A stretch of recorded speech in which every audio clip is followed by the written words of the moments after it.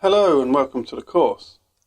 We're going to look at how to write marketing mission statements and how to create marketing headlines in this course.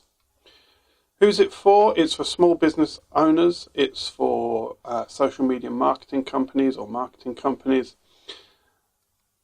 And what you're going to gain from the course is you're going to learn how to write a marketing headline, you'll learn how to create marketing mission statements, you'll learn how to effectively communicate your services to clients in a single sentence. And you will learn how to clarify your service offerings to a niche audience.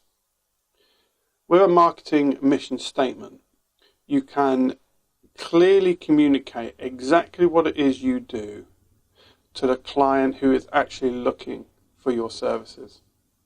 So knowing how to create one of those, knowing how to communicate that to a potential client is extremely important, and that's what you're going to learn in this course. And we're going to go through that process and help you, guide you, and teach you how to do that on a regular basis.